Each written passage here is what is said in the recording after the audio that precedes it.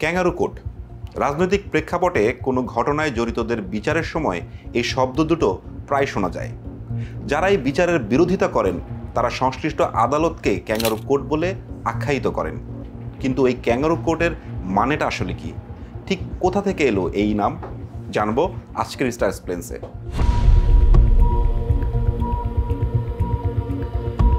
Kangaroo court শব্দটি শুনলে মনে হতে পারে এটি হয়তো ক্যাঙ্গারুর দেশ অস্ট্রেলিয়া থেকে এসেছে, কিন্তু যুক্তরাষ্ট্রের কর্নেল বিশ্ববিদ্যালয়ের আইন বিভাগের তথ্য বলছে নামটির উৎপত্তি আসলে 19 শতকের আমেরিকায়।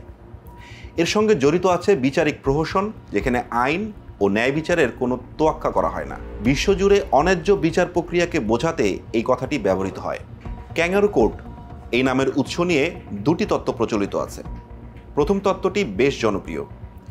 এই মত অনুসারে 19 শতকে আমেরিকার প্রত্যন্ত সীমান্ত অঞ্চলে ভ্রাম্যমাণ বিচারকদের অস্তিত্ব ছিল। তারা এক শহর থেকে আরেক শহরে দ্রুত বিচার কাজ শেষ করে ফি আদায়ে ব্যস্ত থাকতেন। ক্যাঙ্গারুর মতো এক জায়গা থেকে আরেক জায়গায় লাফিয়ে লাফিয়ে চলার কারণেই আদালতগুলো পরিচিতি পায় ক্যাঙ্গারু কোর্ট নামে। দ্বিতীয় তত্ত্বটি ক্যালিফোর্নিয়ার গোল্ড রাশ সময়কালের। 1848 সালে ক্যালিফোর্নিয়ার সোনা আবিষ্কার হওয়ার পর ভাগ্য বদলের আশায় পুরো যুক্তরাষ্ট্র সহ বিশ্বের বিভিন্ন প্রান্ত থেকে লাখ লাখ মানুষ সেখানে পাড়ি জমায়। সে সময় সোনার খনির মালিকানা নিয়ে প্রচুর বিরোধ হতো। অন্যের খনি দখল করা বা ক্লেম জাম্পিং ছিল নিত্য নৈমিত্তিক ঘটনা। এসব বিরোধ মেটাতে দ্রুত ও অনানুষ্ঠানিকভাবে আদালত বসানো হতো।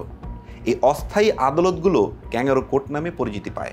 ন্যায় ও আইনের শাসন প্রতিষ্ঠিত হয় একটি সুষ্ঠু বিচার ব্যবস্থায়, যেখানে ক্যাঙ্গারু কোর্ট হলো তার সম্পূর্ণ বিপরীত।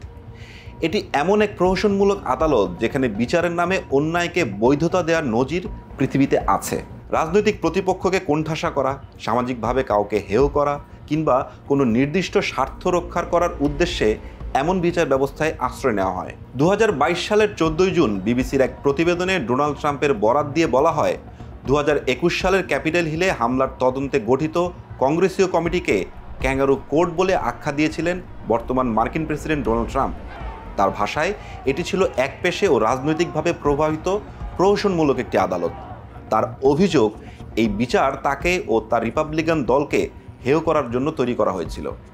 সহজ করে বললে ক্যাঙ্গারু কোর্ট হলো স্বঘোষিত বা অনানুষ্ঠানিক আদালত, যেখানে আইনগত প্রক্রিয়া অনুসরণ না করে পূর্ব নির্ধারিত রায় ঘোষণা করা হয়। কোনো বিচারিক প্রক্রিয়াকে ক্যাঙ্গারু কোর্ট হিসেবে চিহ্নিত করতে হলে এর বিশেষ কিছু বৈশিষ্ট্য থাকতে হয়। যেমন, বিচারক বা বিচারক মণ্ডলী কোনো এক পক্ষের প্রতি চরমভাবে পক্ষপাতদুষ্ট থাকেন। বিচারিক প্রক্রিয়া শুরুর আগেই রায় কী হবে তা ঠিক করা থাকে। অভিযুক্ত ব্যক্তিকে আইনজীবী নিয়োগ বা নিজের পক্ষে যুক্তি উপস্থাপনের সুযোগ দেওয়া হয় না।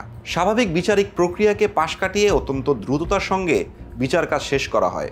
শেষে আইনের সুবিধা মতো ব্যাখ্যা করে রায় দেওয়া হয়।